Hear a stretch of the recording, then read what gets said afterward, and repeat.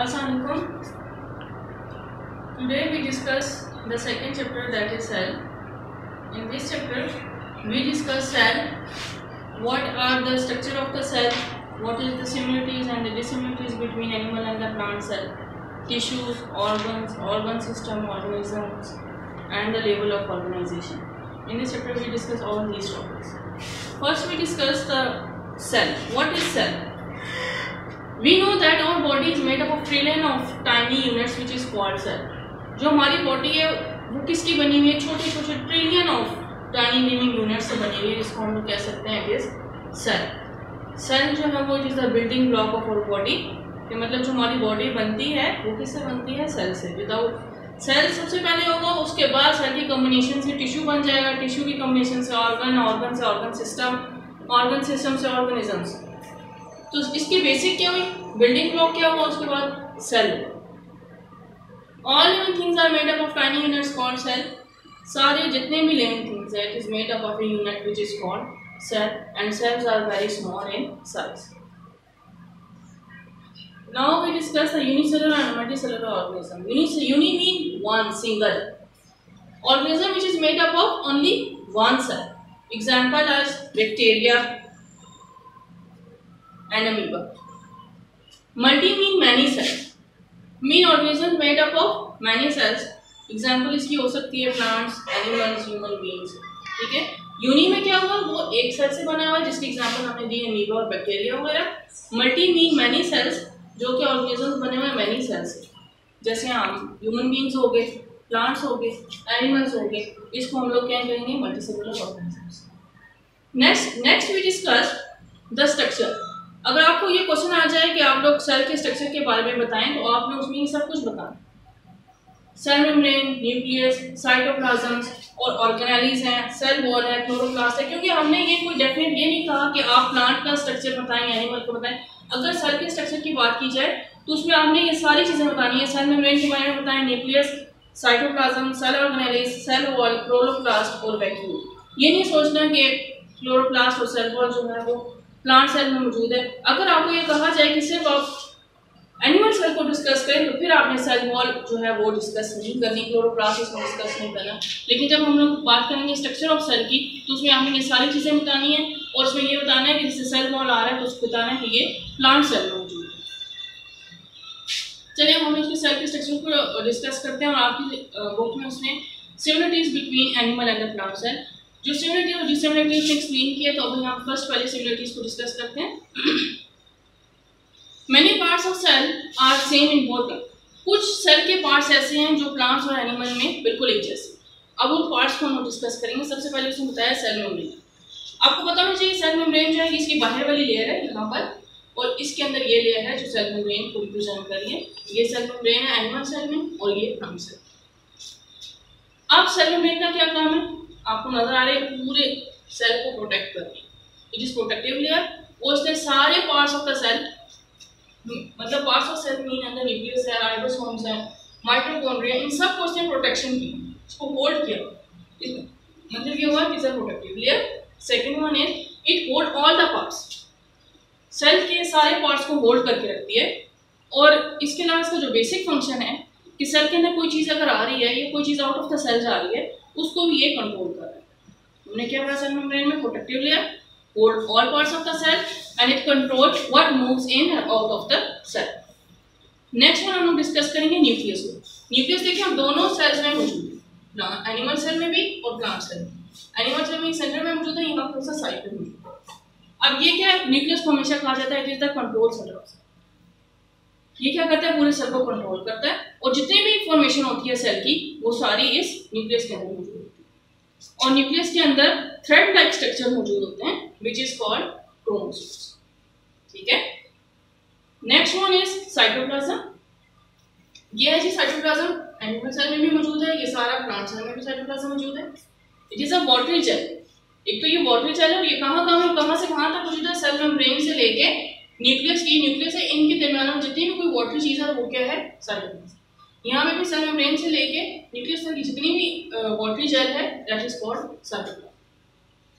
अब जो important function है सेल का, जितने भी कोई इंपॉर्टेंट फंक्शन हो रहे हैं सेल के अंदर, वो इस साइटोप्लाज्म में हो रहे होते हैं। और इसके अलावा इसके अंदर ऑर्गेनेलीज है, सेल ऑर्गेनेलीज भी जो मौजूद है वो किसके अंदर है, साइटोप्लाज्म के अंदर। ये देखिए ये राइबोसोम मौजूद है, इधर माइटोकॉन्ड्रिया मौजूद है, यहाँ पे भी इसमें भी माइटोकॉन्ड्रिया और राइबोसोम्स मौजूद है। इसमें साइटोप्लाज्म के अंदर ऑर्गेनेलीज भी मौजूद है और जितने भी इंपॉर्टेंट फंक्शन सेल के अंदर होते हैं वो इस साइटोप्लाज्म के अंदर। नेक्स्ट हम डिस्कस करेंगे इसकी सिमिलरिटीज में सेल ऑर्गेनेलीज। अच्छा, कॉमन ऑर्गेनेलीज जो है वो इसके अंदर जो सिमिलर दोनों के अंदर जो सिमिलरिटीज में आ रही थी कि कुछ ऑर्गेनेलीज ऐसी हैं जो दोनों प्लांट सेल और एनिमल सेल के अंदर मौजूद है। वो दो ऑर्गेनेलीज कौन सी है, एक माइटोकॉन्ड्रिया और एक राइबोसोम। अब हमें ये बताना चाहिए कि माइटोकॉन्ड्रिया का क्या फंक्शन है और राइबोसोम्स का क्या फंक्शन है। माइटोकॉन्ड्रिया जो है इसको पावर हाउस ऑफ सेल कहते हैं। इसको पावर हाउस ऑफ सेल इस वजह से कहा जाता है क्योंकि फूड जो है वो ब्रेक डाउन होता है, फूड के ब्रेक डाउन के बाद एनर्जी रिलीज होती है। इस एनर्जी जो रिलीज होती है ये किसके अंदर, माइटोकॉन्ड्रिया। जो राइबोसोम्स हैं ये जो है इसका जो मेन फंक्शन है, ये बिल्कुल छोटी सी, पहली बात ये वो बहुत ही छोटी सी स्मॉल ऑर्गेनेली है। दूसरा काम इसका ये है कि ये प्रोटीन सिंथेसाइज करती है। ठीक है, हमने पढ़ा दो ऑर्गेनेलीज हैं जो कॉमन है इन दोनों प्लांट्स और एनिमल सेल में, वो है माइटोकॉन्ड्रिया और राइबोसोम्स। माइटोकॉन्ड्रिया को पावर हाउस ऑफ सेल कहते हैं। इसको पावर हाउस सेल इस वजह से कहते हैं क्योंकि ब्रेकडाउन ऑफ फूड होती है उसके बाद जो एनर्जी रिलीज होती है वो इस माइटोकॉन्ड्रिया से होती है। और राइबोसोम जो है वो ज्यादातर कंसर्न है with the synthesis of the protein. और इसके स्ट्रक्चर को अगर हम लोग डिस्कस करें, देख लें आप लोग, ये एनिमल सेल है, ये प्लांट सेल है। एनिमल सेल के अंदर साइटोप्लाज्म, न्यूक्लियस जो हमने अभी बात की, राइबोसोम्स और माइटोकॉन्ड्रिया मौजूद है। ये थ्रेड लाइक स्ट्रक्चर क्रोमोसोम्स मौजूद है। इसके अंदर प्लांट सेल में ये है कि वैक्यूल इसके सेंटर में मौजूद है जो कि बहुत बड़ा है साइज में, और न्यूक्लियस के साइड पे है, साइटोप्लाज्म है। सेल वॉल इसके अंदर मौजूद है, क्लोरोप्लास्ट इसके अंदर मौजूद है। ये डिफरेंट क्लोरोप्लास्ट और सेल वॉल जो है वो इसके अंदर नहीं है, जो कि एनिमल सेल के अंदर नहीं है, जबकि प्लांट सेल के अंदर क्लोरोप्लास्ट और सेल वॉल मौजूद है। Thank you. Between animal and the plant cell. First, we discuss similarities between animal cell and the plant cell. In the similarities, we discuss cell membrane, nucleus, cytoplasm, and the cell organelles. Now, we discuss the differences between animal and the plant cell. Differences mean that वो चीज़ जो animal cell में मौजूद हो plant cell में ना हो, या plant cell में हो वो एनिमल सेल में ना हो। अब जो सबसे पहला डिफरेंस है वो है सेल वॉल। अब सेल वॉल सिर्फ प्लांट सेल में मौजूद है, और ये बाहर वाली जो लेयर है ये सेल वॉल है, और अंदर वाली सेल मेम्ब्रेन। ये इसकी जो एनिमल सेल में ये बाहर वाली सिर्फ सेल मेम्ब्रेन है, इसके बाहर और कोई सेल वॉल नहीं है। तो क्या हुआ, प्लांट सेल के अंदर जो बाहर वाली लेयर है this is called cell wall. Cell wall is present outside the cell membrane. ये भी मैंने बात की कि सेल मेम्ब्रेन के बाहर जो लेयर है this is called cell wall. It is hard and that layer made of cellulose. एक तो ये हार्ड है, दूसरी किसकी बनी हुई है, सेलुलोज की। और सेलुलोज क्या चीज है, it is a large molecule which can not be digested. ये लार्ज मॉलिक्यूल है जो कि डाइजेस्ट नहीं होता, और ये नेचुरल फाइबर है। अच्छा, जब हम लोग इसको ईट करते हैं, when we eat this fibre, तो ये इसका मेन फंक्शन ये है कि हमारे इंटेस्टाइन को क्लीन करता है। और सेल वॉल का जो मेजर फंक्शन है प्लांट सेल में वो ये है कि give them the fix shape. जो इसकी शेप मेंटेन हुई है this is due to the cell wall. Next one है क्लोरोप्लास्ट। क्लोरोप्लास्ट जो है वो स्पेशल ऑर्गेनेली है फॉर द फोटोसिंथेसिस। मतलब photosynthesis, photo mean light and synthesis mean to make up किसका होगा, क्या चीज बनेगी, फूड बनेगा। तो ये फोटोसिंथेसिस का जो प्रोसेस हो रहा है स्पेशल ऑर्गेनेली में हो रहा है, दैट इज कॉल्ड क्लोरोप्लास्ट। और ये कहाँ पे मौजूद है, found in green part of the plant. Mean leaves वगैरह में ज्यादा फोटोसिंथेसिस हो रहा होता है, और contain green pigment which is called chlorophyll.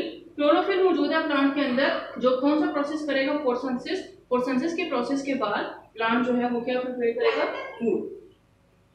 तो ये क्या हुआ, क्लोरोप्लास्ट स्पेशल ऑर्गेनेली है फॉर द फोटोसिंथेसिस। और कहाँ पर मौजूद है, it is found in green part of the plant, और इसके अंदर एक ग्रीन पिगमेंट है जिसे हम क्लोरोफिल कहते हैं। अच्छा, ये जो आगे इसने प्रोसेस बताया है, ये कह रहा है क्लोरोप्लास्ट क्या यूज कर रहा है, सनलाइट, कार्बन डाइऑक्साइड, वाटर। ये तीन चीजों को वो यूज करेगा। ठीक है, सनलाइट दे रहा है, कार्बन डाइऑक्साइड, वाटर, ताकि क्या बन जाएगा बाद में, food in the form of glucose, यानी शुगर की फॉर्म में, और ऑक्सीजन। ये जो हो रहा है ये फोटोसिंथेसिस का प्रोसेस हो रहा है। इसमें यहाँ पे सनलाइट को यूज करेगा, यहाँ पे क्लोरोफिल होगा। ठीक है, और ये प्रोसेस हो रहा है, कार्बन डाइऑक्साइड यूज की, वाटर यूज हुआ तो क्या बन गया, फूड बन गया, sugar and oxygen.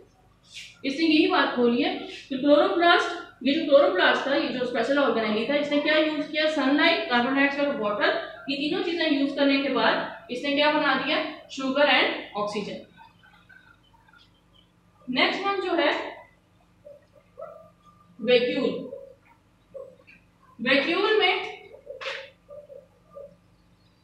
Vacuole plant और एनिमल सेल में वैक्यूल का डिफरेंस अगर हम लोग देखें तो एनिमल सेल के अंदर वैक्यूल बिल्कुल सेंटर में मौजूद है, और नहीं सॉरी, एनिमल सेल के अंदर ये छोटे छोटे वैक्यूल्स हैं, ये न्यूक्लियस है, ये वैक्यूल है, जबकि प्लांट सेल के अंदर सेंटर में मौजूद है जो कि बहुत बड़ा साइज है। और इसका वैक्यूल का काम क्या है, इट स्टोर डिफरेंट सब्सटेंसेस। मतलब ये हुआ कि वैक्यूल क्या कर रहा है, स्टोरेज का काम कर रहा है, और वो क्या चीज स्टोर कर रहा है, water and salt. Second one इसका फंक्शन ये है कि ये सपोर्ट कर रहा है प्लांट सेल को, ये इतना बड़ा है, और ये जो वैक्यूल पूरा है ये पूरे प्लांट सेल को सपोर्ट कर रहा है, और ये जैसे जैसे इसका साइज बड़ा होगा इट्स मीन कि प्लांट की ग्रोथ हो रही है। समझ आ गई? हमने इसकी लोकेशन को डिस्कस किया वैक्यूल में, ये सेंटर पे मौजूद है, यहाँ पे ये वैक्यूल्स मौजूद है, इसका साइज बड़ा है, ये क्या कर रहा है, सपोर्ट कर रहा है प्लांट सेल को, इसके अंदर चीजें जो स्टोर हो रही है वो वाटर और सॉल्ट हो रही है। जैसे जैसे ये वैक्यूल का साइज बढ़ेगा इस मीन प्लांट की ग्रोथ ज्यादा, प्लांट ज्यादा ग्रो होगी।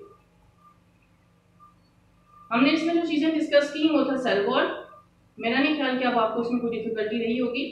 सेल वॉल भी हमने बताया किसी प्लांट सेल में मौजूद है, बाहर मौजूद है, डेड है, डेड लेयर की बनी है, सेलुलोज है, जो कि सेलुलोज एक लार्ज मॉलिक्यूल है जो कि डाइजेस्ट नहीं होता, नेचुरल फाइबर है।